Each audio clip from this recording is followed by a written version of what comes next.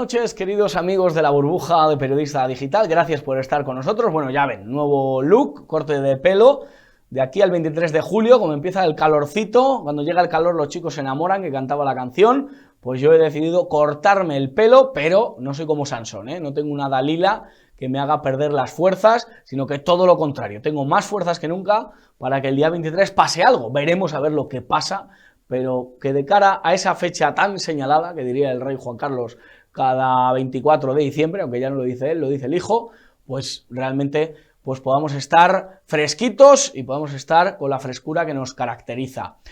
Hoy Pedro Sánchez ha vuelto a mentir, aunque él reconozca que nunca miente.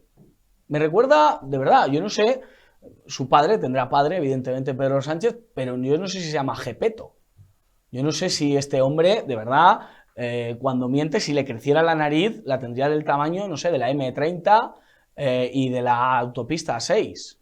O sea, lo de Pedro Sánchez y la mentira es una relación que a mí personalmente me da miedo. Pero ¿cómo se puede tener tal cabeza como para llegar a admitir ante un periodista que él nunca miente, que él no dice mentiras? Pero si eres la mentira encarnada, si eres la mentira con patas, eres 2 metros de mentira. Te ha pasado como al protagonista de Kafka, de la Metamorfosis, que un día estabas en la cama y te levantaste mentira. Te levantaste, no eres mentiroso, eres la mentira. En su propio término. Todo lo que dices es falso, todo. Aunque sea verdad, aunque pueda tener apariencia de verdad, es mentira, porque viene de ti. Un tipo que políticamente nos has mentido desde el primer día de tu mandato. Hoy, el periodista te recordaba cómo nos prometiste que había que despolitizar la justicia y tú colocaste a tu ministro de Justicia en el Tribunal Constitucional. Nos prometiste que no ibas a manejar la Fiscalía y pusiste a la Lola, a la amiga de Garzón, a tu ministra de Justicia, también a manejar la Fiscalía General del Estado. Tú nos prometiste y nos dijiste que era indecente que los políticos indultasen a otros políticos y tú indultaste a los separatistas catalanes por orden de Rufián, por orden de Junqueras, por orden de aquellos que han llevado a España al precipicio. Ese eres tú. Pero más allá de todo eso, que es verdad, y lo tuyo es mentira, porque ya les digo, usted, señor Pedro Sánchez, la mentira y usted van absolutamente de la mano, son como Hansel y Gretel, son el mismo alma, su alma es mentirosa. Y eso es lo que practica todos los días de su vida. Todos los días de su vida. Mientes, no es que mientas más que hablas, es que cuando hablas mientes. Y al principio de tu legislatura, el primer día, después de decirnos que no dormirías por la noche, que tendrías insomnio, si Pablo Iglesias durmiese contigo, no solo has dormido con Pablo Iglesias, sino que te has acostado. Has formado una bacanal con todo Podemos. Has montado una orgía política con todos los podemitas, con la Montero, con Rodríguez Pam, con Belarra, te has acostado con todos ellos. Has estado en la cama con todos ellos y claro, te has levantado empapado. Porque el que se acuesta con podemitas se levanta, pues eso, empapado, no solo en errores garrafales, no solo en meteduras de pata, sino también en una talladura, una catadura moral que, bueno, pues caracteriza solo a los podemitas. Y luego te han preguntado por Irene Montero. Y has vuelto a mentir, claro, tu naturaleza. Como el alacrán, ¿no? Un día nos contaba Martín la famosa fábula del alacrán y la rana. Claro, está en tu naturaleza. Pero has vuelto a mentir, porque has dicho que, Irene, que estás en contra de la ley esta de violencia de género, no solo en esa, sino en la del sí es sí. Y has dicho que ha sido garrafal. ¿Por qué no cesaste a Irene Montero? ¿Por qué la has aguantado hasta el último día? ¿Por qué ha tenido que ser Yolanda y sus disputas podemitas la que hagan que Irene Montero se aparte? ¿Por qué no la apartaste tú? ¿Por qué antes de la ley del sí es sí no dijiste, oye, esto es un disparate? Porque tú estabas en ese Consejo de Ministros. O ese día estabas en el Falcon viendo a Coldplay. ¿Qué pasa ese día en el Consejo de Ministros, Sánchez? ¿Qué pasó? ¿Por qué no viste un golpe en la mesa y dijiste, no, la ley del sí es sí, os la metéis donde os quepa? No, tú la apoyaste, tú la votaste. Tú has amparado a Irene Montero y has dicho de ella muchísimas alabanzas. Eres una vergüenza como presidente. Ahora, después de Alsina, pues irás a que te den un masaje a la sexta, a que te relajen un poco, después, claro, la tunda que te han dado. Aquí no vienes, ¿verdad? Periodista digital no vienes, claro. No vienes porque sales con esos 2 metros, no sé en qué te quedas así pequeñín. De la tunda periodística que te daríamos aquí, nuestro jefe Alfonso Rojo. Por cierto, 41.000 euros nos paga la SER, joder. Nosotros no vamos a hacer como los sindicatos y gastárnoslo en marisco. Pero, oye, que sepan ustedes que nos sabe a gloria, ¿eh? Nos sabe, ganarle a la SER, aunque fueran 2 euros. Para ellos no es nada, porque claro, una empresa ruinosa, una empresa que lleva debiendo dinero toda su vida, pues pagar 41.000 euros, oye, debe un poquito más. Pero ahora, la victoria moral que supone ganarle a la SER, yo entiendo que nos sentimos como David cuando ganó a Goliat. Toda esa megalomanía de empresa, claro, ante nosotros, que somos pequeños pero no débiles, ¿eh? Hay gente que nos confunde. Creen que nos ven así pequeños, pero hemos llegado a 600.000, ¿eh? 600.000 de ustedes que nos ven todos los días. Que llegamos a cotas de millones de espectadores todos los meses, que nos ven y nos apoyan. Porque la gente está cansada de la SER, de las homilías de la SER y de que la SER marque la pauta. Y la SER, o en este caso su edición en papel, que es El País, han informado sobre las listas de Vox y han intentado crear ahí un batiburrillo, un enfrentamiento entre unos y otros de una manera que yo no sé. Si alguien quiere informarse sobre Vox, de verdad, lo último que tiene que visitar es aquellos que cuando van a Vox se quedan en la puerta por la cantidad de manipulaciones que le hacen a Vox. O sea, no lean El País para informarse de Vox. Vean Periodista Digital, no sé, vean los que, bueno, pues tenemos la oportunidad de estar con ellos, que conocemos a los líderes y que les podemos dar buena información. Y les digo, en Vox ha habido unos pequeños ajustes en las listas electorales, pero son el partido que más se han parecido sus listas a las anteriores. Ha habido unos pequeños ajustes. Pierdan esa idea que están intentando meter algunos medios de comunicación de que en Vox hay liberales, hay falangistas, en Vox hay varias almas. No, en Vox no hay varias almas, en Vox hay un alma. Un alma que cree en España, en la Constitución, en el rey y poquito más. Y se enfrentan a la violencia de género y se enfrentan a el globalismo, o por lo menos a la parte globalista que viene del foro de Davos y de toda esa cuestión. Pero ya está, eso es Vox. Y por eso 4 millones de personas lo han votado, porque estaban hasta las narices del PP, donde sí, Rajoy echó a los liberales, a los conservadores. Ahí sí había familias y había peleas y disputas. Pero en Vox lo que hay es, pues, gente que se lleva mejor, gente que se lleva peor, como en todas las familias. Pero eso de etiquetas, de verdad, paren de buscarlas, ¿eh? En Vox lo que hay es un liderazgo, que es el de Santiago Abascal, que es absolutamente intachable y que no se puede tocar. Santiago Abascal es el líder que Vox necesita y es el líder que realmente hace que millones de españoles vayan a votar a Vox. De verdad lo creo, es una figura respetable.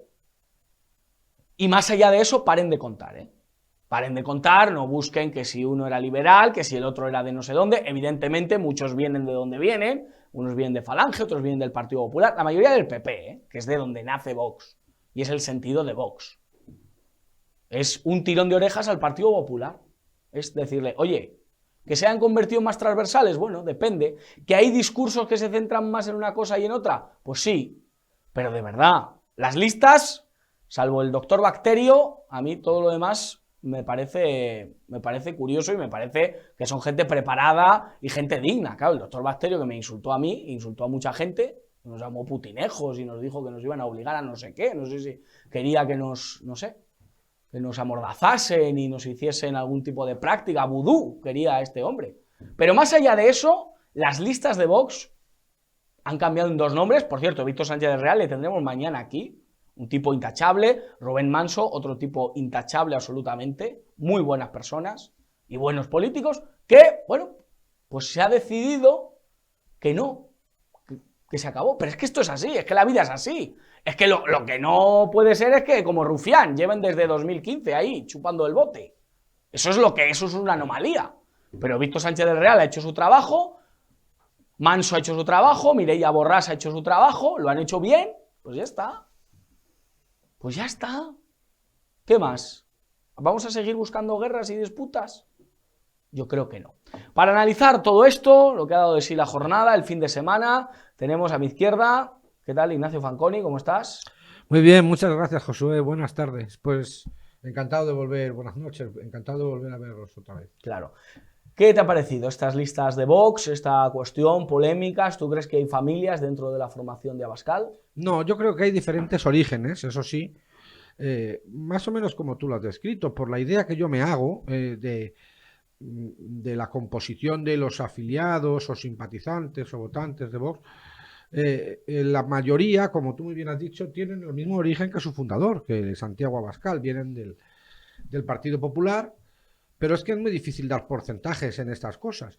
Por ejemplo, lo que sí que leí en cierta ocasión es que de esos casi 4 millones de votos, de esos 3.700.000 votos que recibió Vox en las últimas generales, al menos medio millón era gente que había votado a Podemos. Muy, muy al contrario de lo que piensa la gente. Vamos, la gente sí lo sabe. Quiero decir, la opinión publicada, que no es lo mismo que la opinión pública. Bueno, pues más allá de lo que dice la opinión publicada, hubo medio millón de personas que votó a Podemos cuando Podemos sacó 5,5 millones de votos. Bueno, pues porque Podemos tenía esa imagen transversal de ser un partido que no era de izquierdas ni de derechas, era el partido de los indignados, del 15M, hablaban contra la partitocracia, la necesidad de reformar el sistema de la casta. Entonces, todo eso generó una expectativa de cambio profundo que España necesita y que llevó a muchísima gente a votar a Podemos.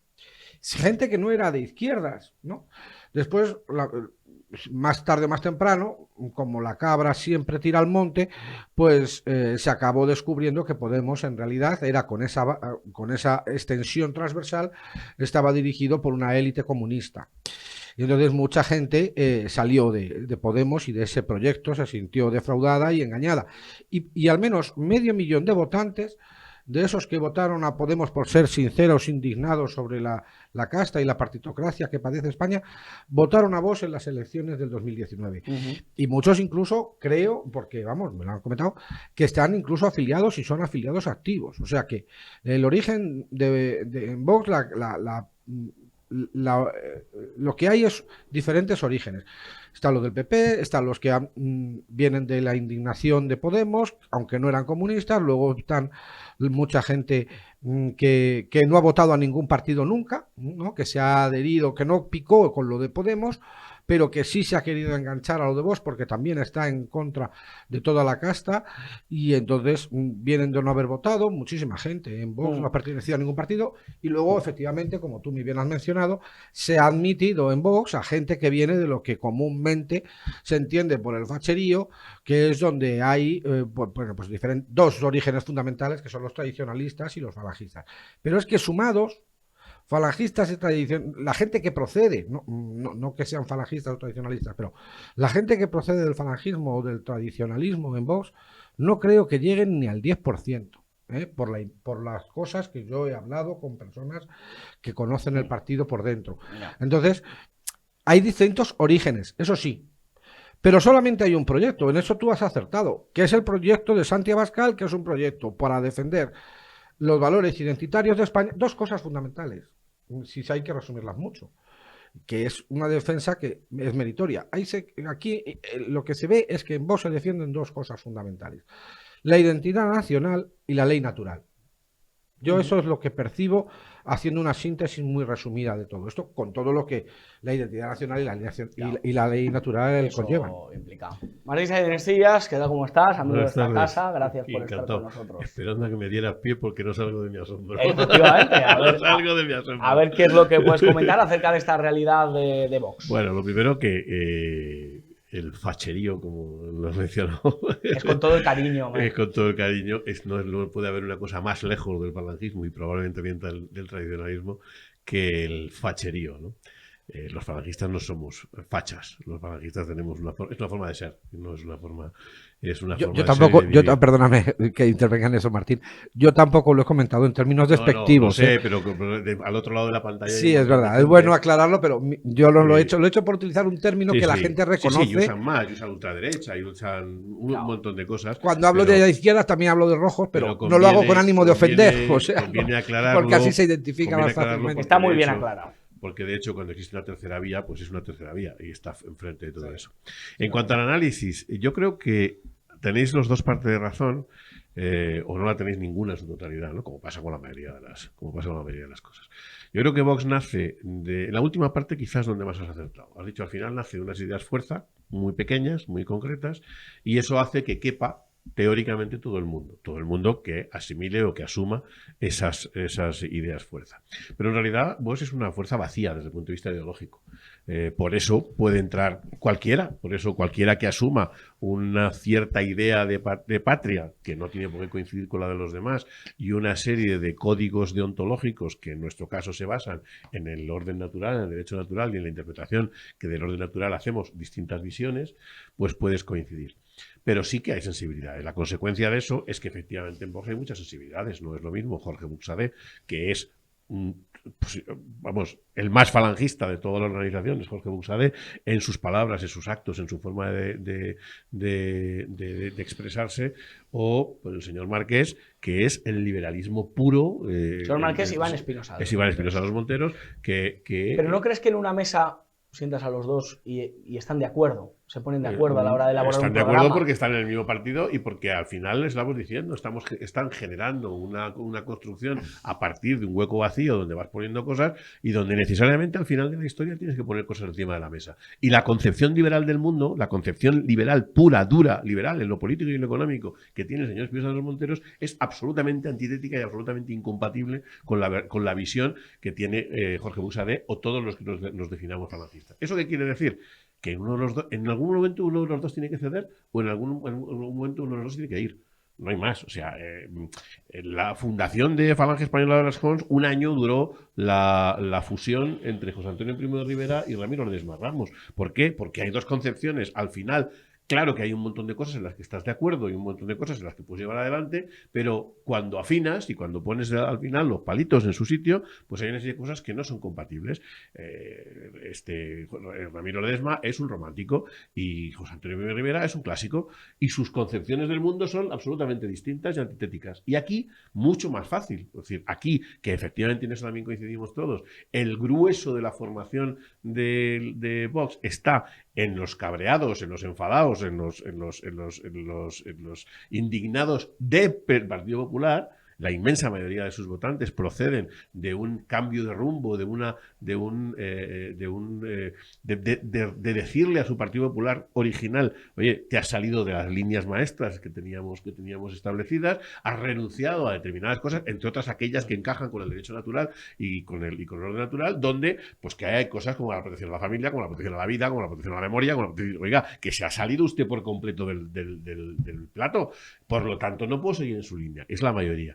Y luego hay una cierta carencia o una cierta falta en el resto de la sociedad en el que no habiendo alternativas válidas, o mejor dicho, más que alternativas válidas, alternativas posibilistas, pues te hacen al final aterrizar en un lugar donde hay un gran grupo de cosas con las que coincides, esos conceptos de patriotismo, de libertad, de vida, de defensa de la vida, etcétera, etcétera, o de la memoria, al margen de que hoy y en este estadio pues todavía no tengas por qué discutir de otras cosas. Los que tenemos un elemento importante en nuestra forma de pensar, como son pues, todo el carácter social y todo el carácter que tiene que ver con la concepción del hombre, con la concepción del reparto de la riqueza, con la concepción de la participación del hombre en los bienes de producción, etcétera, etcétera, etcétera. En cuanto lo pongamos en la mesa, se ha acabado Vox. No tiene más visión. Y en eso, en algún momento, los Buxadés, y digo Buxadé porque es una figura muy evidente, ¿no? de su procedencia falangista y sobre todo de su actuar falangista. Los Buxadés de Vox en algún momento tendrán que tomar decisiones. Y si no lo hacen es porque no lo fueron nunca. Porque también es verdad que en España tendemos a creer que la política es lo que pasa en Madrid. y que los perfiles son los que tenemos en Madrid, muchísimo más politizados de lo que pasa fuera de nuestras comarcas, nuestros confines, ¿no? En el resto de España, la concepción de la línea y con dos bandos nada más es muy clásica, ¿no? En Cantabria, en Murcia, no sé dónde, no existen todos esos matices. Es que está usted aquí o está usted enfrente, y no hay más. Y por eso también termina dentro de eso. Decía Laporta aquello de hay muchos que dicen que son del Barça y no lo son, ¿no? Sí. Y el propio Señor Jesucristo dijo, hay muchos que dirán Señor, Señor, y el Señor dirá, nunca os conocí, hacedores de maldad, ¿no? Apartados de mí. Vamos a ver lo que sucede. Está claro que Vox también responde a una ciudadanía que en el bar, y lo digo con todo el cariño, pero en el bar, en la cafetería, en su trabajo, decía una serie de cosas que no se trasladaban políticamente. Eran ideas que coloquialmente se podían decir de Bajini, pero públicamente, mediáticamente y políticamente nunca se decían. Y es verdad que Vox ha conseguido lo que durante muchos años mucha gente llevaba haciendo y peleando y luchando, pues ellos lo han conseguido con la bandera de España, con esos 4 conceptos que hemos dicho, y eso la verdad que, oye, tener 4 millones, pero vamos a ver hasta dónde llega. Con lo que yo llamo los conceptos estomacales, sí, ¿no? sí, los viscerales. Hay una cosa que yo creo que también efectivamente que la ha mencionado Martín y me alegro de coincidir contigo, es lo primero que has dicho, ¿no? Y yo creo que eso es una de las claves del éxito de Vox, y es que no es un partido ideológico, pero es que esto es muy sano. Es que no tener ideología es muy sano, porque a lo mejor aquí se me ve un poco a mí mis orígenes, que yo procedo del tradicionalismo, pero lo que me parece que es una necesidad imperiosa en la sociedad española actual, si uno ve la situación en la que vivimos actualmente, y uno se remonta a la causa de la causa de la causa de cada uno de los problemas que está padeciendo España, se encuentra que el origen de los problemas generalmente está en los políticos. Los políticos no son un mecanismo, no son unos instrumentos para solucionar los problemas a la ciudadanía, sino que son un mecanismo para transmitirle a la ciudadanía problemas que no tiene. Son los problemas que tienen los políticos, nos los trasladan a nosotros. Entonces, se aprecia muy nítidamente una cosa que yo descubrí hace muchos años y me pareció verdaderamente luminosa, y es la necesidad imperiosa que hay para desideologizar la convivencia. En esto el tradicionalismo es pionero en este sentido, y es el elemento fundamental del pensamiento tradicionalista. Está precisamente, acabo enseguida, Josué, en entender, es que me ha resultado muy interesante todo lo que ha dicho Martín. Entonces, el núcleo fundamental del pensamiento tradicionalista está precisamente en comprender que lo fundamental es desideologizar la convivencia humana y las relaciones humanas para poder apreciar a cada ser humano en su naturaleza real. Porque si no en esas fronteras que han creado en la sociedad artificialmente de las izquierdas y las derechas. Vox es un partido que lo que tiene son, por toda definición ideológica, 100 puntos concretos de actuación, y eso es una de las claves del éxito. Dice, aquí no somos un partido ideológico, aquí cabe todo el mundo, desde los que han venido del tradicionalismo carca hasta los que han votado a Podemos. Aquí hay 100 puntos. Y usted... El último artículo que escribí en el Correo de España, por hacer un poco de publicidad, fue precisamente criticando la politización de la sociedad. Yo hablé de no animales políticos, sino animales politizados. Sí, ¿no? me dejas de replicar. Sí, es muy interesante. Y no vamos a hablar de Pedro Sánchez, Sí, que es verdad realmente que tal, pero bajamos a la actualidad. Una cosa es verdad, o sea, decir, eso de que las ideologías, las ideologías son sanísimas, las ideologías son las que dan esos conceptos que estamos diciendo. Lo que son Sabía que no ibas a coincidir lo que es pernicioso son los partidos políticos y el modelo de partidos políticos. O sea, lo que convierte en miserables a los políticos no es el hecho de ser políticos, sino el hecho de militar en una organización que ha sido creada por definición para ser una dualidad, para enfrentar a las personas por parejas, por conceptos, para que en lugar de crear conceptos transversales que sean válidos para la gente, se alineen. De hecho, es uno de los grandes males de la actualidad, que tú lanzas a la mesa un par de asuntos que son contrarios entre sí y aprovechas para alinear otro montón de cosas en los que no estarías de acuerdo en ese mismo grupo, de manera que se pueden llevar adelante determinadas cosas. Hoy eso se está rompiendo un poco en muchos casos, ¿no? Porque al final todo brota y te terminas encontrando que los problemas de inmigración pues se han vuelto transversales, o que los problemas de la ley de violencia de género se han vuelto transversal, porque se les ha ido de las manos. Pero su objetivo, ¿cuál es? Su objetivo es enfrentar blancos contra negros, hombres contra mujeres, homosexuales contra heterosexuales, mujeres contra hombres, bajos contra altos, porque todo eso les va muy bien para crear dualidades con las que alinear otras cosas que van de suyo. Yo también creo en el valor, y no solo lo creo yo, lo creen nuestros fundadores, en el valor del hombre como portador de valores eternos, en el valor del hombre como individuo a través del cual y alrededor del cual hay que crear toda una sociedad, y que, por supuesto, la forma de organización social no tiene por qué ser aquella que enfrenta, sino aquella que es de carácter natural y que todo el mundo va a saber cuando me refiero a ellas. Familia, municipio y sindicato. Son muy importante esos tres conceptos que nos introduce Martín y que durante la historia se han estudiado hasta que, bueno, pues los partidos políticos precisamente los han mancillado. Pedro Sánchez dice, mañana se lo recordaremos, punto por punto, los acuerdos a los que Bildu y el PSOE han llegado durante esta legislatura. Y quería empezar por Martín. La verdad que, bueno, pues este fin de semana siempre es emocionante esta fecha por recordar a vuestro padre, sí, una persona a la que ETA asesinó cruelmente. Y bueno, pues que nos contases un poco lo que es vivir esa fecha, lo que tantos años ha sido vivirla, y que Pedro Sánchez pueda vender que ETA y él no tienen ninguna alianza. Bueno, lo que es la fecha para el recuerdo, yo lo he mencionado muchas veces y en estos micrófonos también, ¿no?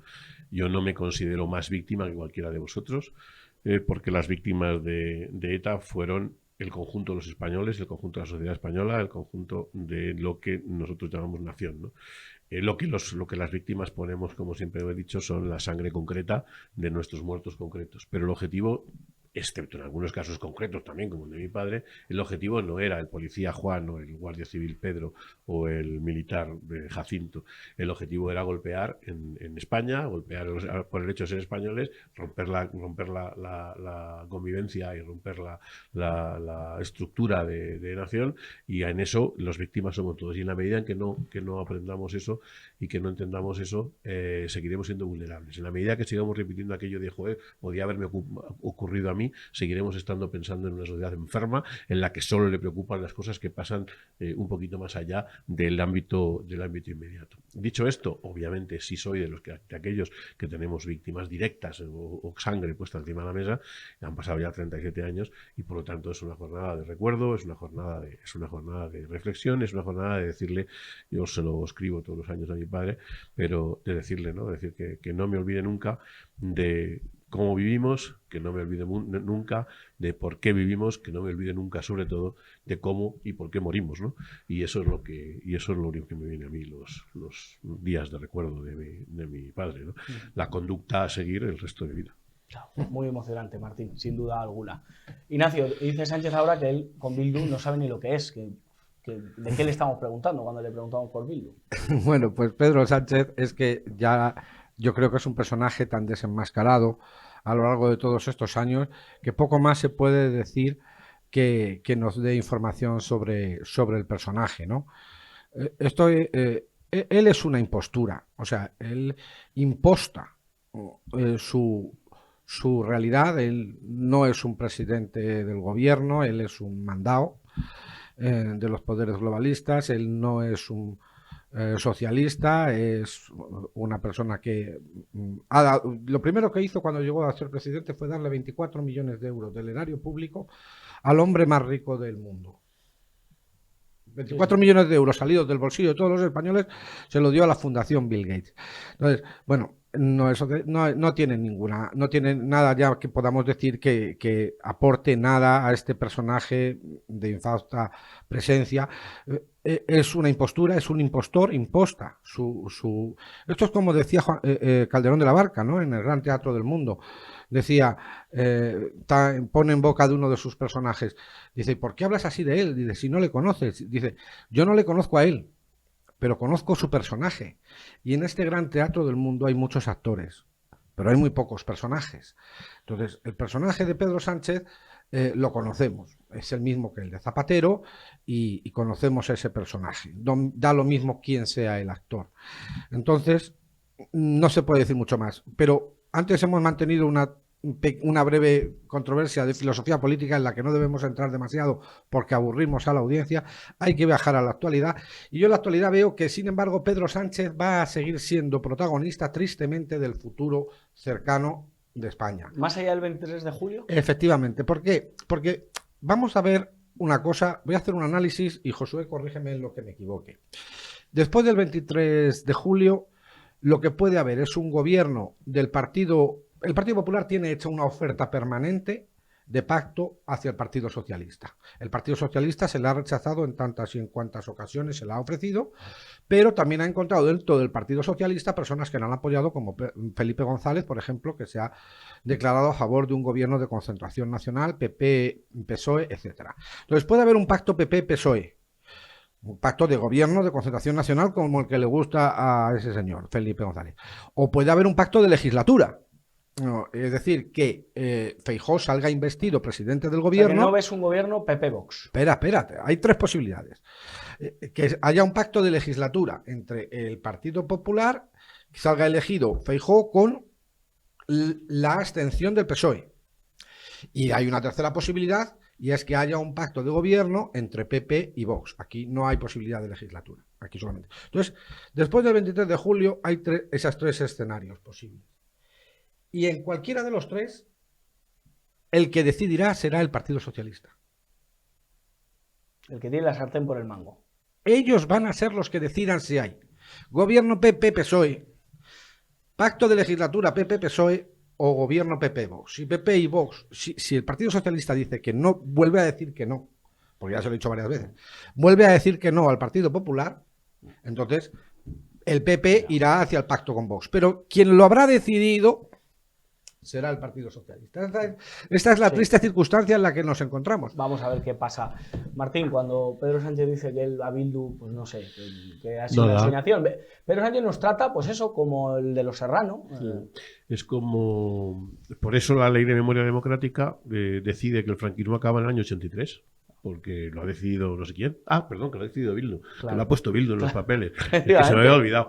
Que Franco se muere en el 75, pero llega hasta el 83. Y llega hasta el 83 porque así le conviene a Bildu para blanquear una serie de cosas y organizar la resistencia franquista y toda su experiencia y toda su justificación en torno a esa fecha del 83, donde por cierto llevaba un año en el poder el Partido Socialista de Felipe González, al que acabas de mencionar. Bildu ha sido el que ha aprobado la reforma laboral, Bildu ha sido el que ha aprobado la ley de la vivienda, Bildu ha sido el que ha aprobado la ley de el animalista, esta de defensa de los animales. Bildu ha sido la que ha dado apoyo permanente, pero lo ha hecho por coincidencia, por lo que se ve lo ha hecho por coincidencia, no porque hayan llegado a ningún tipo de pacto. Mira, cuando se llega al grado de cinismo, de con ese rostro pétreo que tiene el señor presidente, de poder afirmar una cosa y contraria en la misma frase y quedarse tan fresco, de poder afirmar con tranquilidad aquello de ¿y la fiscalía de quién depende? Pues eso, y no pasa nada, pues ¿qué más da lo que te digan? O sea, como tú bien dices, tiene la suerte de que no le crece la nariz porque nos la metería en los ojos a través de la televisión cada vez que le abre la boca. Yo estoy muy de acuerdo en la reflexión que acabas de hacer, eso de dar por muerto y de dar por cambiado el gobierno. Yo estaba esperando que en la cuarta posición estaba diciendo, y ahora vendrá la buena. Es decir, dice la primera, la segunda, la tercera, y ahora en algún momento vendrá la opción buena, y no la hay. Y el problema es que no la hay. Y no la hay primero porque las alternativas no son tales y además no son buenas, y sobre todo y fundamentalmente por lo que acabas de mencionar, porque no dependen de los actores más que de uno, del Partido Socialista y por supuesto de la voluntad de Feijóo, que en eso era socio del doctor Bacterio, con imposición de multas y con un mecanismo muy parecido en muchas de las cosas, en lo ideológico, en lo idiomático, en lo separatista en Galicia, etcétera, etcétera, etcétera, es muy parecido a todos los demás, y es con su voluntad y con su miedo y con sus complejos a la hora de tomar decisiones con los que el Partido Socialista decidirá, porque decidirá él, es verdad, si lo hacen con unos, los hace con otros o les abandona en la cuneta. Entiéndase, decidirá porque el Partido Popular naturalmente, claro. No puede tener una actitud más genuflexa.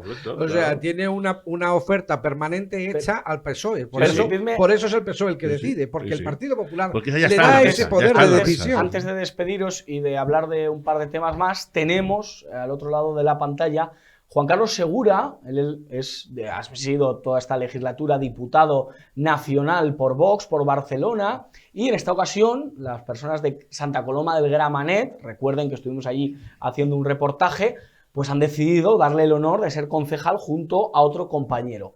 ¿Creen ustedes que ha habido lo que los cursis llaman normalidad democrática y que el señor Segura con total libertad ha podido recoger su acta, ha podido vivir una jornada de investidura, en este caso de la alcaldesa socialista, pues de absoluta normalidad, de tranquilidad, de sosiego. ¿Creen ustedes que esto pasa en la España de 2023?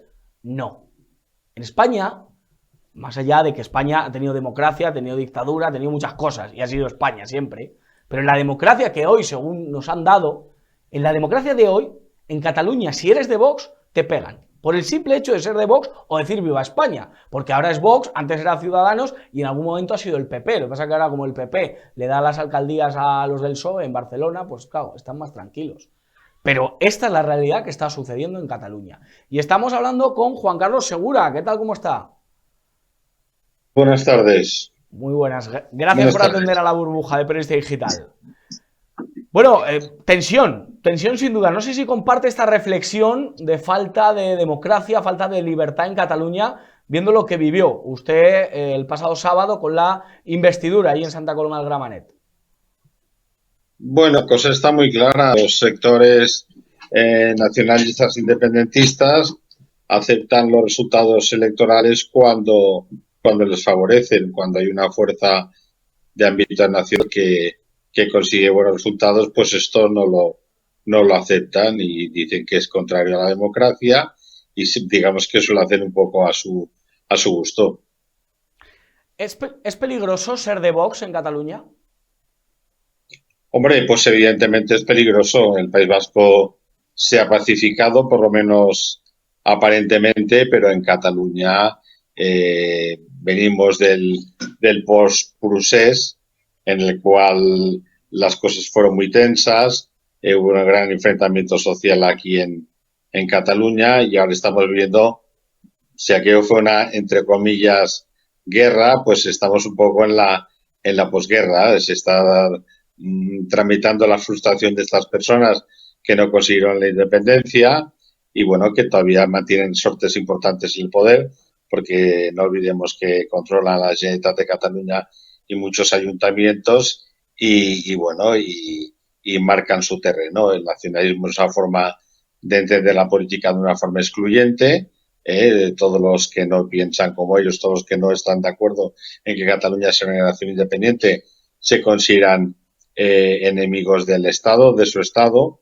No olvides que a nosotros, a los catalanes españoles, se nos considera extranjeros en nuestra propia tierra. Y esta es la ideología que ellos tienen y a partir de aquí pues establecen una cosmología de los hechos, de las personas, de los lugares y los que son catalanes y los que no merecemos el honor y el orgullo de llamarlos catalanes porque somos españoles también. En esa investidura, en ese día en el que todos ustedes tomaron el cargo de concejal, estaba Gabriel Rufián. Yo no sé si Gabriel Rufián, ante los actos de violencia que se produjeron, no sé, se acercó a usted para solidarizarse, lo ha denunciado en redes sociales. Lo digo con ironía, pero es verdad. ¿Ha hecho algún gesto Rufián solidarizándose con aquellos que han sufrido violencia, como son ustedes, los de Vox? Bueno, todo lo contrario. Vamos a ver, el Pleno de Constitución del Ayuntamiento de Santa Coloma de Gramenet, durante la constitución del Pleno, impactó, bueno, había una manifestación fuera convocada, entre otras entidades, por la CUP, que se ha quedado fuera del consistorio, y por las Juventudes de Esquerra Republicana de Cataluña. Además, a mí me habían informado que personas de Santa Coloma que habían visto por la noche a militantes de Esquerra de Cataluña convocando la manifestación antifascista delante del consistorio de Santa Coloma de Gramenet el día del Pleno. Y claro, pues cuando estábamos reunidos todos los grupos políticos con la nueva alcaldesa, pues bueno, se oían unos gritos y unos improperios y unos insultos que venían de la parte exterior y que eran referentes a la manifestación esta, y luego se produjo un impacto de una piedra de grandes proporciones que rompió un cristal, entró dentro de la sala de plenos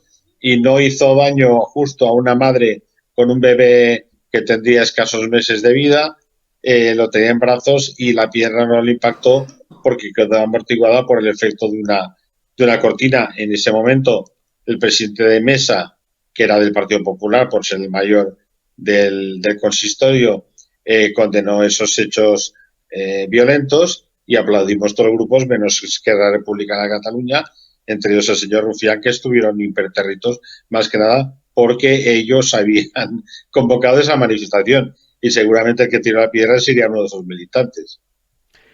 Qué absoluta vergüenza, violencia política y violencia en el término propio de la palabra contra ustedes y contra los que piensan en español, quieren a España en Cataluña y como bien ha dicho usted, claro, ese nacionalismo, ese separatismo, ese independentismo que cree que ustedes sobran, pues claro, les tiran piedras y es absolutamente indignante. Señor Segura, desde aquí nuestra solidaridad, nuestro ánimo y siga defendiendo a España en Cataluña y en Santa Coloma como usted lo hace. Pues muchas gracias, así lo haremos y no vamos a defraudar al resto de nuestros compatriotas españoles. Desde aquí de Cataluña, un abrazo a todos. Gracias, de verdad. Bueno, aparte de la violencia contra Vox, existe un partido legal, absolutamente, desde el año 1933, en España, que se llama Falange Española, y que, bueno, yo lo que estoy viendo con este partido, de verdad, o sea, no lo he visto en mi vida. O sea, atacaron a esta formación de la manera que lo están haciendo, la persecución que están viviendo. Yo ver a una persona que viene aquí con nosotros, que le considero amigo mío, como es Norberto Pico, que baje de un mitin, de dar un mitin y esté esperándole la policía. ¿Eso a quién le ha pasado? ¿Le ha pasado a Ayuso? ¿Le ha pasado a Monasterio? ¿Le ha pasado a Rufián? Solo a Norberto Pico. Y que por cantar su himno, y hacer loas a su jefe nacional histórico, asesinado en la guerra por los mismos que ahora le ponen la multa, tenga que ser eso penado, pero bueno, pero ya les digo, yo lo de democracia me parto, me mondo y me troncho. Me parto, me mondo y me troncho, que diría aquel. Martín, indignante absolutamente. Indignante, la mafia de la memoria que llamábamos, ¿no? Estos días hemos tenido que vivir como el gobierno central, en la misma línea, que eso es lo que más sorprende, ¿no? Porque al final hay una concurrencia de técnicas y de formas. La que estaba contando el concejal de Vox en Santa Coloma no deja de ser la misma a nivel nacional que se nos aplica a nosotros, ¿no? Eso que ellos terminan llamando cordón sanitario, tal. Hemos visto cómo el alcalde de Barcelona se ha permitido el lujo de decir, no es que no vaya a pactar con el resto de fuerzas, ¿no? Que voy a gobernar para todas las fuerzas menos para una, menos para los ciudadanos de una de las fuerzas. Pero usted quién carajo se cree que es? Pero usted quién demonios se cree que es. Esa es la misma técnica que se nos aplica a nosotros, un partido que, como tú bien decías, es legal, pero no solo es legal desde 1933, es que además los partidos, como tú sabes, en España quedaron registrados desde 1978 en adelante, ¿no? Y por lo tanto tenemos una estructura. Bueno, en esa estructura y desde la aprobación de la Ley de Memoria Democrática hemos sufrido 6 intervenciones, 6 propuestas de sanción que van desde los 10.000 euros hasta los 150.000, entre otros las que tú mencionabas, ¿no? Que en plena campaña electoral, en pleno cierre de campaña electoral, unos policías se suban a tu tribuna, identifiquen a los músicos que estaban haciendo un acto de música, se identifiquen a los intervinientes y por supuesto sancionen en la figura de Norberto Pico al representante de la candidatura, al representante del partido como tal, que se presenta a unas elecciones libres, donde yo me preguntaba si efectivamente, como bien tú decías, los demás también han sido identificados y se han subido a las de Ribatasuna o a las de Bildu o a las de Ayuso o a las de... No se suben en ninguna de esas, vienen a las nuestras, para después imponernos, en función de esa memoria democrática, tratar de imponernos una serie de medidas. Una serie de medidas que la primera ya ha sido ya ha dejado de ser una propuesta para ser una resolución de sanción por 10.001 euros, que consiste en que el 20 de noviembre pasado, y justamente unos minutos después de aprobarse la Ley de Memoria Democrática, en la celebración tradicional de la muerte, del asesinato a manos de precisamente los herederos, o mejor dicho, los precursores de estos mismos que hoy detentan el poder de la Ley de Memoria Democrática, celebramos, como digo, o conmemoramos su asesinato con todos los parabienes, tratando de cuidar al máximo, porque no somos idiotas, somos falangistas y por lo tanto no somos idiotas, y procuramos tener todas las normativas, pero es que les da igual, porque lo que ellos imputan y lo que pretenden hacer es que el mero hecho de cantar un cara al sol o el mero hecho de decir José Antonio Primo de Rivera presente ya les parece ofensivo. Y por lo tanto lo pueden añadir a los elementos de la Ley de Memoria Democrática. ¿Y cómo hacen eso? Muy sencillo. Buscan a un catedrático de Granada. Y dices tú, ¿uno cualquiera? No, uno cualquiera no. Félix Bolaños, que es el responsable del ministerio que se ocupa de la Ley de Memoria Democrática, tiene varios ministerios, como sabéis, tiene 3. Y por lo tanto tiene 3 secretarios de Estado. Bueno, el secretario de Estado dedicado a la memoria democrática tiene una hija que está cursando un doctorado. Y ese doctorado, por supuesto, todos ellos dedicados a la memoria democrática, ya sabes, la persecución de las mujeres en la época del fascismo, la comparación de no sé qué, del hombre con la mujer y tal. Bueno, ¿y quién es esta señorita? Ah, pues es la hija del catedrático. Perdón, la hija del secretario de Estado de Memoria Democrática. Es decir, el catedrático elegido es el catedrático que dirige la tesis de la hija del secretario de Memoria Democrática, el cual, a partir de ahí, lo considera una pericial y termina diciendo, por lo tanto, queda más que acreditado que el canto del cara al sol o el ejercicio la repetición de José Antonio Presente en el día del aniversario de su asesinato constituyen efectivamente los elementos fundamentales de la memoria democrática, que son la reivindicación del franquismo y la ofensa a sus víctimas. Pues, y con eso ya te puedo multar. Eso es lo que está pasando. Esa mafia de la memoria es lo que está pasando. ¿Pasa por qué? Por lo mismo que al señor de Gramenet, con una diferencia. Al señor de Gramenet le atacan porque seguramente o no tienen capacidad o no han querido devolver los ataques. En nuestro caso es más difícil atacarlos así. Así que lo más cómodo para ellos son las multas y son las persecuciones jurídicas y judiciales. Porque la otra quizá no les salga bien. Pero en eso estamos, en un país y en una supuesta democracia que jamás ha sido democracia, que lo que hace es perseguir al disidente y dejarlo, como dice el señor alcalde de Barcelona, dejarlo no al margen de los pactos, al margen de su mera existencia. Lo que quieren es la volatilización, que desaparezcan del todo. Es una auténtica vergüenza. Luego en las terminales mediáticas sale una señora que ha sido pareja de Pablo Iglesias, a la que Pablo Iglesias mandó detrás de la columna porque le molestaba a Tania Sánchez, diciendo que los de Vox enseñan a sus hijos en vez de jugar a papás y a mamás, a violar a las... O sea, una barbaridad, solo fruto de una mente perversa como la de Tania Sánchez, que es que eso solo puede nacer de unos traumas que ha tenido esta mujer con el Coletas, que yo no sé hasta qué punto le han llevado pues para decir estas barbaridades contra los de Vox. A mí lo de Barcelona, se lo digo de verdad, del PP me parece un error gravísimo, pero el PP no era el que decía que el sanchismo era lo peor, que decía que el sanchismo era una barbarie, que era lo peor que podía pasarle a España, porque pactáis con uno que es el sanchismo puro y duro en Barcelona. Y luego no ibas a respetar la lista más brotada. Es verdad, hombre, no seré sospechoso yo de apoyar a un separatista como el Trías este. Pero, oye, ¿no queréis sanchismo y apoyéis la lista más votada? Que gobierne el abuelo. Que gobierne Trías, que dijo, tengo 66 años, no me habéis votado, que os den a todos. Que eso yo creo que fue lo más gracioso de toda la jornada allí en Barcelona.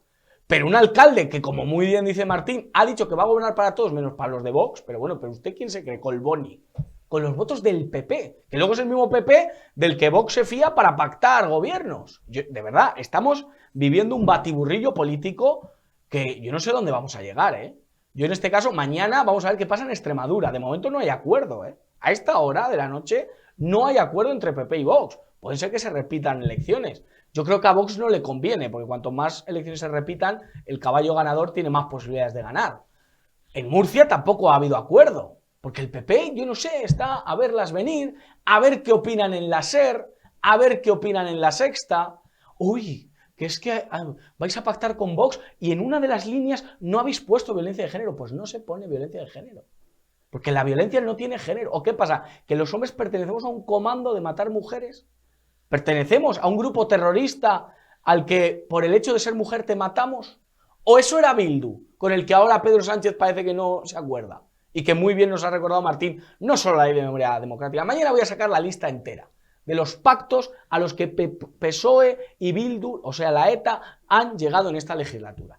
Esos son los que pertenecían a un comando y te mataban por el mero hecho de ser español. Pero los hombres, un hombre mata a su mujer de una manera vil, cobarde, y lo que hay que hacer es endurecerle la pena, que se lo piense 2 veces a la hora de ponerle la mano a su mujer, y ya está. Y defender integralmente a las mujeres, defender a la familia, defender a los niños, a los abuelos, a toda la familia, ya está. ¿Qué es eso de la ley de violencia de género? Pues una patraña que sacó Zapatero, pero como los del PP son tontos de baba, hay algunos, perdónenme. Yo sé que los votantes tienen algo más en la cabeza, pero el del PP que se cree el mantra de la violencia de género, pues es un tipo que lo que está es al servicio de la izquierda. es plegado a la izquierda. Y a mí me parece muy bien, y no porque lo diga Vox, que se quite eso, porque al final dices, pero si es una cuestión lingüística, sí, pues hay que batallarla. Porque ya está bien de que los hombres, como decía Manuela Carmena, tenemos la violencia en el ADN. Eso lo decía Carmena. Pero es que el lenguaje hay que batallarlo. Y decía Carmena que en Madrid había habido 17 asesinatos y que lo peor es que 4 habían sido mujeres.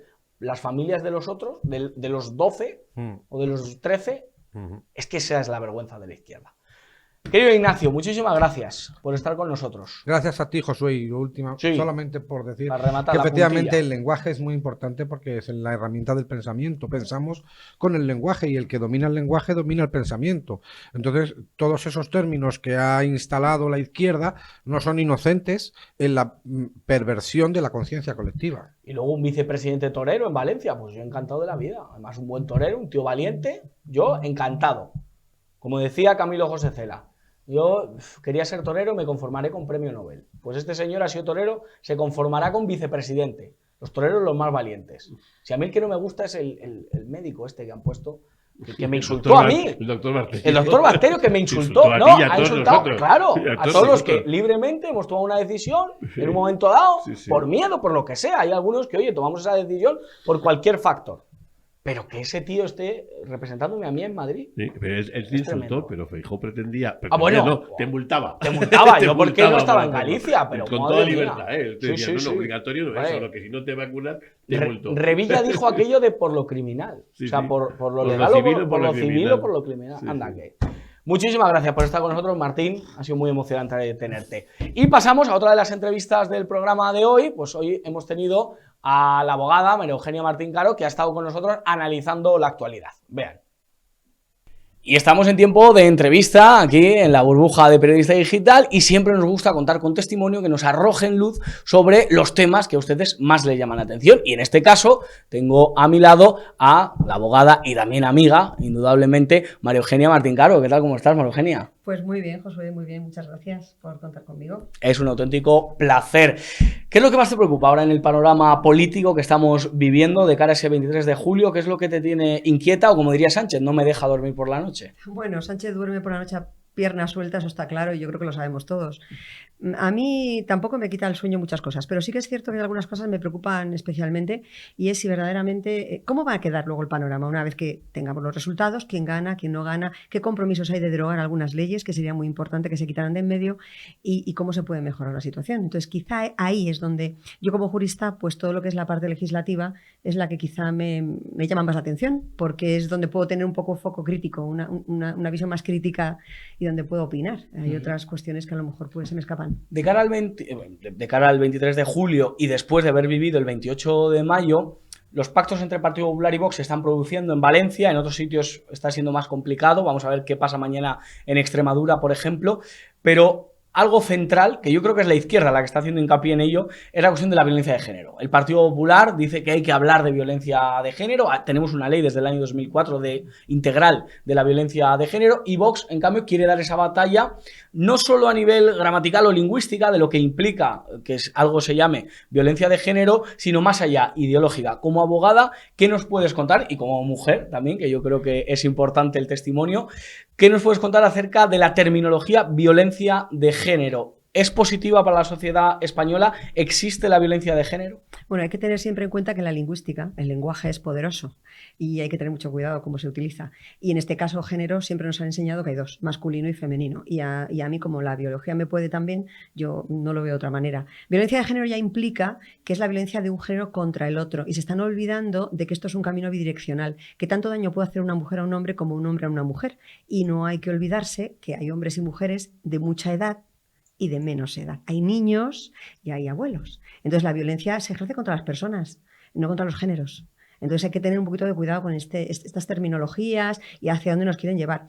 Obviamente, para algunos son líneas rojas que no se pueden cruzar, como por ejemplo creo que en el caso de Extremadura es la línea roja que no se puede cruzar. Yo creo que es una línea que hay que cruzar, y hay que cruzarla además con una zancada amplia y modificarla, no modificarla, derogarla definitivamente y redactar una ley, pues no sé, se puede llamar de violencia integral, de violencia intrafamiliar, o simplemente un código penal en condiciones, donde las agresiones estén penadas como Dios manda. Deben existir atenuantes o agravantes, perdón, mejor dicho, agravantes cuando un hombre pega a una mujer. Bueno, yo creo que la violencia no debería estar consentida nunca en ningún caso de nadie hacia nadie, ¿no? Pero sí que es verdad que en el Código Penal se regula toda una posibilidad de agravantes y atenuantes de los delitos en general, porque claro, hay a veces situaciones que cuando tú pues estás bajo los efectos de alcohol, psicotrópicos, eso atenúa el delito, porque no te hace consciente plenamente de lo que estás haciendo, y esa falta de conciencia es la que atenúa el delito, y entonces te aplican una pena más baja o una parte inferior de la pena. Yo creo que en estas cuestiones, y cuando además esta violencia implica a veces la muerte, porque desemboca muchas veces en muerte, de unos y de otros, no me estoy refiriendo a las muertes de las mujeres, sino de hombres y de mujeres, yo no atenuaría absolutamente nada. Yo ahí soy bastante... no soy flexible. He de decir, en eso yo no, atenuante no, quizá incluso agravante. O sea que el hecho de ser más duro, endurecer las penas, funcionaría un sistema en el que violadores, personas que matan a su mujer, se pasasen toda la vida bajo unas rejas. Bueno, es que también aquí hay mucho de lo que hablar. Por ejemplo, el Código Penal y la teoría del delito, pues es una teoría que indica que, bueno, pues que no es finalista, ¿no? Y además lo que intenta la pena es reinsertar al reo del delito concreto en la sociedad. Eso a lo mejor se puede hacer con algún tipo de delincuentes, pero yo sinceramente pienso que con el delincuente, con el reo de abusos sexuales, contra la integridad física en general, yo creo que hay un grado de psicopatía y hay un grado de problema mental. Yo creo que eso es algo que no sé hasta qué punto podemos decir que está inscrito en los genes, pero yo creo que es una enfermedad que acompaña de cierta patología, y yo creo que a esas personas lo que habría que es, por supuesto, si han agredido y han causado lesiones o han causado muerte, cárcel, eso está clarísimo, y las penas para mi gusto cuanto más duras mejor, pero es más, es que yo les pondría a tratamiento, solamente para que intentasen ser conscientes de lo que han hecho. Pero es muy complicado. Yo creo que un violador, un agresor sexual, no se reinserta en la sociedad. Yo creo que no. Y ahora, con todo el tema de la ley sí, solo sí es sí. Más de 1000 violadores se han visto. Sí, más de 1000 violadores. Rebajadas sus penas. A mí creo que, vamos, a mi modo de ver, la rebaja de las penas lo único que hace es darle aliciente o darle gasolina a todos ellos, porque cuando el precio que tú tienes que pagar por la comisión de un ilícito es bajo, pues dices, venga, anchas Castilla. O sea, es como, ¿a cuánto me cuesta una bofetada bien dada? ¿300? Pues póngame 600, que le voy a dar 2. Entiéndase, ¿no? Quiero decir, cuanto más barato te sale el delito, pues más facilidad tienes, o como decir, bueno, pues ¿por qué no? La permisividad tiene consecuencias. Tiene consecuencias siempre. Tiene consecuencias. Sí. Hoy Pedro Sánchez le preguntaban en un medio de comunicación, en este caso Onda Cero, por Irene Montero, por la figura de Irene Montero. Él decía que la ley del sí es sí había sido un error, pero que, bueno, pues el periodista le repreguntaba y le decía, ¿pero por qué no la ha cesado usted a esta mujer? Pedro Sánchez se ha visto bastante perdido.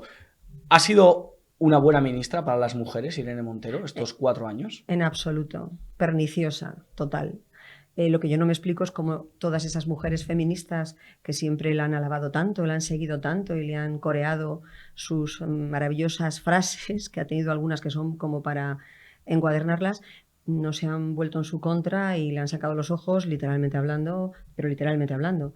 Cuando hace una ley que sí, que vale, que se gesta en su ministerio, que ella es la mayor promotora, pero que al final es una ley del gobierno. O sea, que aquí no le vamos a echar la culpa solo a Irene Montero, que aquí la culpa es de Sánchez, por varias cosas, entre otras por no haberla cesado en su momento, y entre otras por haberla metido en el gobierno, pero aunque se la impuso quien se la impuso.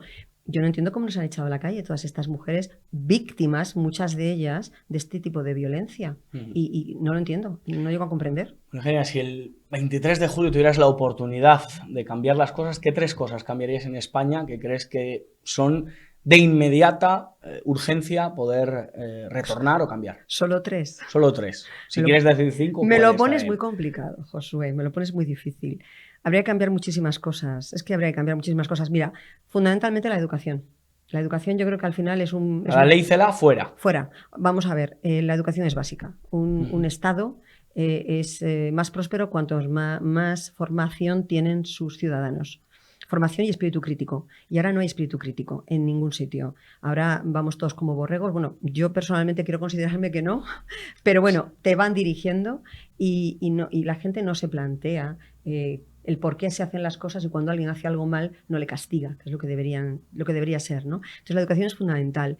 Y en la educación se pueden añadir algunas cuestiones, por ejemplo, el tema familia está muy interrelacionado con la educación también. Dejar a la familia que forme parte de la educación de los menores, porque al final el cole te da conocimiento, pero la educación, la formación cívica, el cómo te tienes que comportar con tus semejantes, es algo que lo aprendes en casa.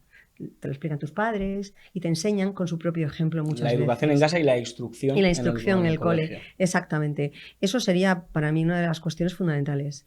Luego, a ver, yo modificaría el sistema de ministerios que tenemos. O sea, yo creo que 23 ministerios son más que muchos, demasiadísimos. Bueno, es más, es que yo reduciría hasta el Congreso. Reduciría el número. O sea, yo 350 son me muchos parecen diputados. muchos porque si no se van a poner de acuerdo, da igual que sean 350 que 175. O sea, nos va a dar igual. En el COVID lo cerraron ilegalmente y luego hubo una temporada que había 6 o 7 portavoces. Sí, claro, y ya está. Y funcionaba. Y funcionaba. Es que ¿para qué tanto gasto? Sí, claro, que luego hay que ubicarlos en algún sitio y muchos de ellos, y con todo el perdón del mundo, a muchos no sabes ni dónde ponerlos, porque la izquierda de este país, la verdad que está bastante poco formada y no sabe lo que es trabajar, en su mayor parte. Están ustedes pensando en muchos nombres. Bueno, muchísimo, seguro que sí. Y bueno, pues yo creo que se podría optimizar también un poco. Optimizar las administraciones, que haya más recursos para otras cosas que son importantes. Ministerios como, por ejemplo, pues el de Igualdad, es un ministerio que yo creo que no aporta nada a la sociedad. Se puede acometer algunas cuestiones relacionadas con ese ministerio a través de otros. O sea, reducir los ministerios drásticamente. O sea, igualdad gasto, fuera, consumo fuera, universidades fuera, porque no puede ir con educación y cultura. Seguridad social fuera. Bueno, Ministerio de Seguridad Social, Trabajo y Seguridad Social solía ir de la mano y me parece muy razonable que vayan de la mano, pero separados no. Yo es que tengo una teoría, Josué, no sé qué opinarás, pero yo pienso que esta separación de ministerios es porque había demasiadas personas a las que contentar y colocar. Sí. Y entonces dices, bueno, pues ¿qué hago? Desdoblo ministerios y así voy colocando. Estoy de acuerdo, Ahora, pues, no solo a la parte podemita del gobierno, que había que ubicarla y era complicada colocarla en los ministerios clásicos, porque muchos de ellos pues quizás se hubiesen ubicado un poco perdidos en esos ministerios, sino porque a las cuotas socialistas que también había que contentar y había que poner. Sánchez tenía socios. Sánchez está donde está por los socios de gobierno que tiene, claro. Y esos socios... Oye, esta mañana, perdona que te corte, ha intentado Pedro Sánchez vendernos a los españoles que él nunca ha pactado con Bildu, que es una ensoñación, que es un sueño, como si de Los Serranos se tratase. Perdonen por destripar Los Serranos, pero bueno, todo el mundo sabemos cómo acababa Antonio Resines.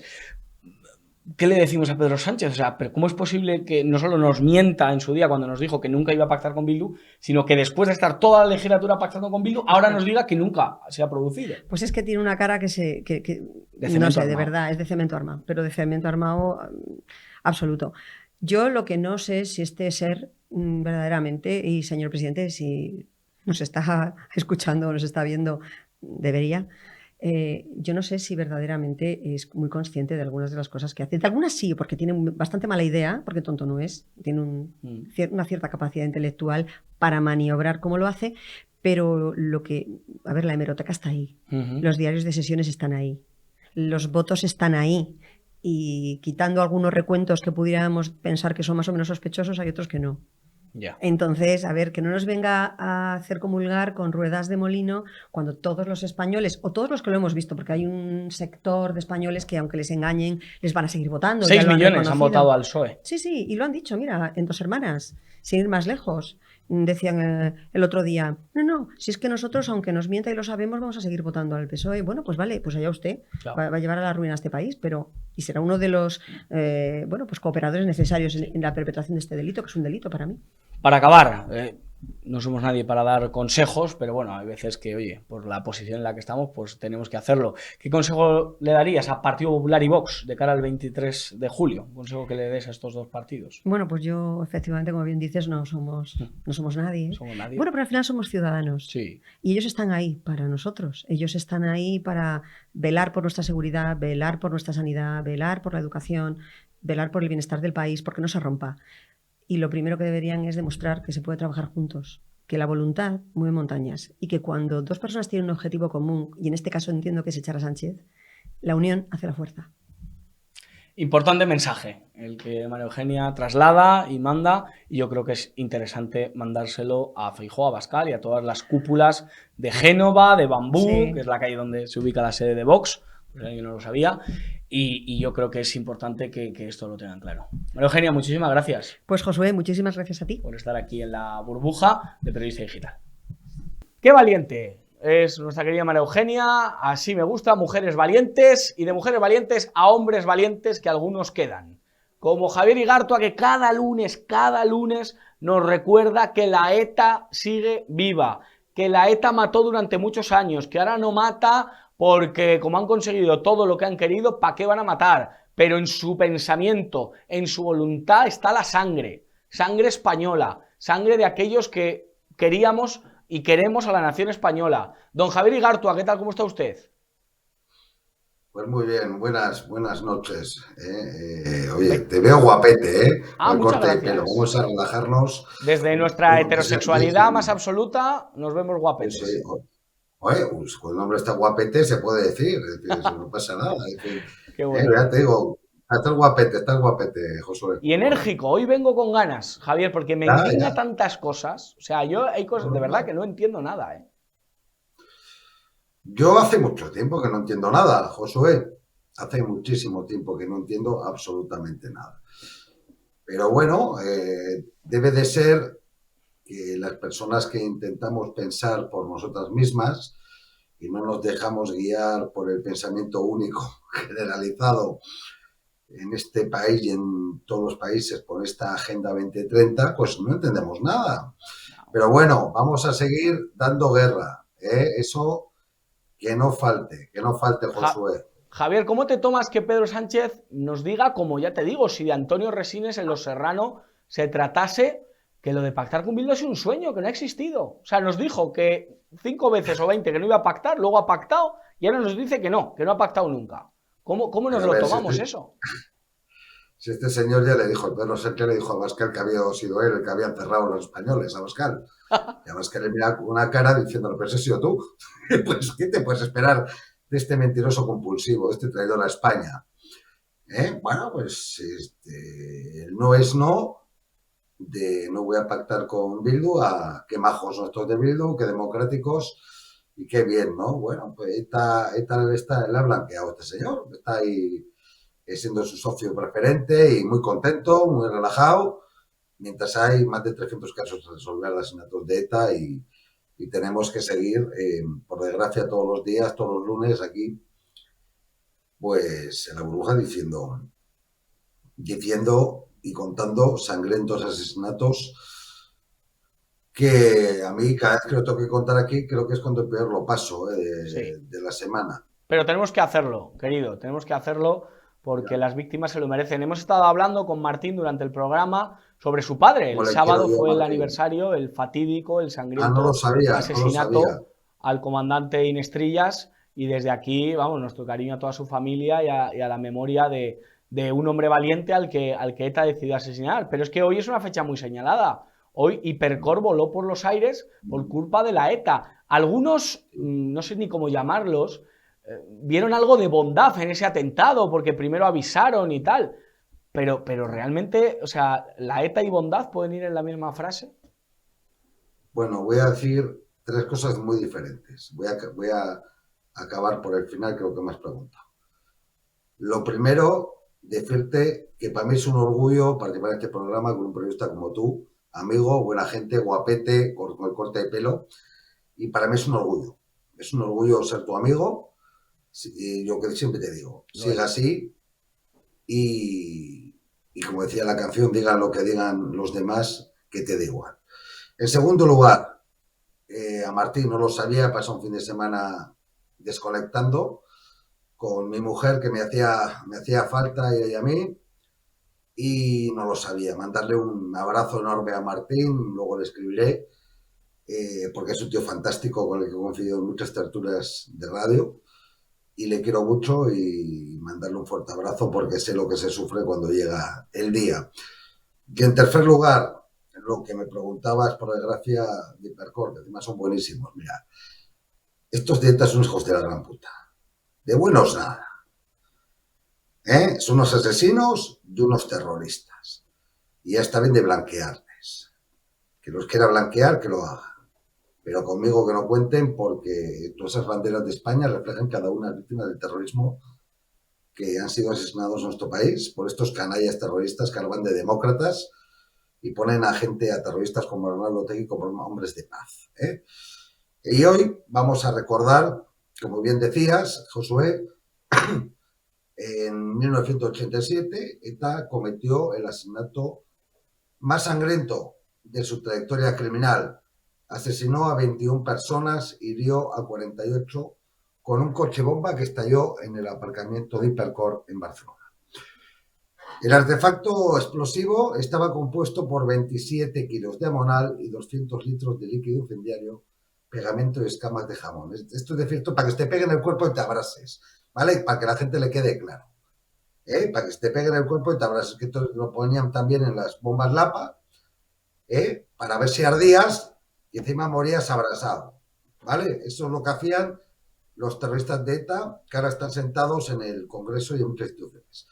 La explosión actuó como una bola de fuego, abrasó, ¿ves? Lo que te decía Josué, a las personas que encontró a su paso, se describió en el juicio. Los terroristas Domingo Troitiño, Josefa Hernaga Snoz y Rafael Caride Simón habían recibido órdenes del hijo de la gran puta de Etarra de Santi Potros, entonces jefe de ETA, de perpetrar el mayor número posible de atentados. 1987, con 52 asesinatos, es el cuarto con más víctimas mortales.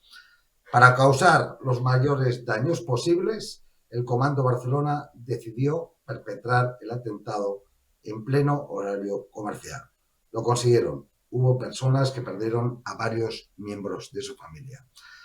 Por ejemplo, Álvaro Cabrerizo perdió a su mujer, María de Carmen Mármol Cubillo, y a sus hijas menores, Sonia y Susana, de 16 y 14 años. Según contaba Álvaro, remontar mi vida fue desastroso. Álvaro murió en 2010. Poco tiempo después del atentado, Álvaro, Josué, atención, Álvaro tuvo que abandonar Barcelona porque comenzó a recibir llamadas amenazantes en las que se le decía que iba a correr la misma suerte que su familia. Tuvo que dejar sus negocios en manos ajenas. Otra de las víctimas, María Teresa Daza Cecilia, estaba embarazada cuando falleció junto a su marido Rafael Morales Ocaña. Dejaron un huérfano de 7 años llamado Jordi.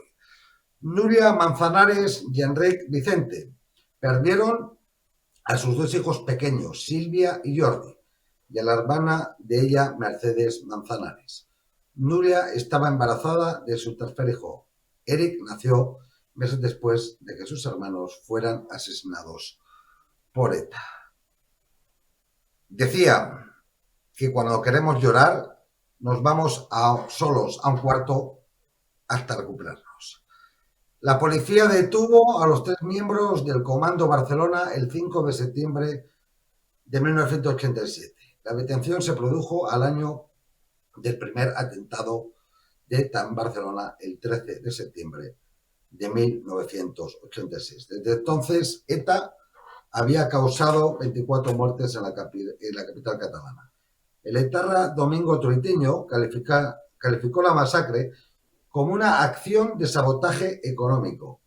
Queríamos hacer el mayor daño posible al capital español y al francés, y esto lo dijo durante el juicio en el año 87. Y sin embargo, según las sentencias, el material de la explosión estaba inspirado en material utilizado en la guerra que produce la destrucción de edificios, pero también la muerte de personas, finalidad para la que fue utilizada. Los etarras Troitiño y Arnaga fueron juzgados y condenados por la Audiencia Nacional en octubre del 89 a 794 años de prisión cada uno. Santi Potros y Rafael Caride en el año 2003 a 790 años de cárcel. La brutal atentado provocó que el Parlamento de Cataluña convocase una marcha multitudinaria el 22 de junio del 87 para condenarlo. La pancarta oficial exhibida llevaba el lema por la convivencia en paz y libertad, Cataluña rechaza el terrorismo. 3 días después de esa marcha multitudinaria, el 25 de junio, se celebró en el exterior de la Catedral de Barcelona el funeral oficial por las víctimas. Según la Guardia Urbana, asistieron unas 8.000 personas. Hoy, las víctimas del atentado de Hipercor de Barcelona todavía sufren secuelas. Arturito, el nen del Hipercor, era a sus 20 años el empleado más joven del centro comercial aquella tarde. Todavía no consigue dormir bien. En el brutal atentado de Hipercor también hubo héroes anónimos que ayudaron a no engrosar la lista de víctimas mortales. Por ejemplo, Pedro Ortega, mi gran amigo, el periodista Gonzalo Araluce, cuenta en su historia en el Español que esta masacre nos tenía que haber marcado a todas las personas de bien, a las que lo vivimos y las que no lo vivieron. Ayúdame, por favor, a recordarlas todos los días. Y esto es lo que sucedió, Josué. Impresionante, que hayamos olvidado esto, que haya pasado como de soslayo, que quede como una nota a pie de página. Yo, de verdad, lo de la historia de España y lo de estos miserables, por no llamarles como tú muy bien les has llamado, es absolutamente tremendo. Leí hace poco a Alfonso Usía diciendo: en Portugal son portugueses, en Francia son franceses, en Italia son italianos y en España somos antiespañoles. Es que solo la antiespaña puede estar al lado, como el delegado del gobierno. El delegado del gobierno estaba al lado de Santi Potros. Y nosotros, esta casa, Javier Igartua, un servidor, Alfonso Rojo, estamos al lado de esas víctimas, de esas pobres personas que fueron asesinadas, mutiladas aquel día en Hipercor. Es tremendo, ¿eh? Es que lo del delegado del gobierno de Madrid que dijo, ¿no? Que algo así como que ETA había ayudado mucho a España, ¿no? Algo sí, así, para que lo había salvado miles de vidas. Bien, pues me parece que es un inhumano, no del grupo Los Inhumanos, que me encantaban a mí. Hombre, a mí. Sino es un tío inhumano, es un tío inhumano. No se puede decir eso. Comparar a terroristas con víctimas es lo más asqueroso que he visto en la vida.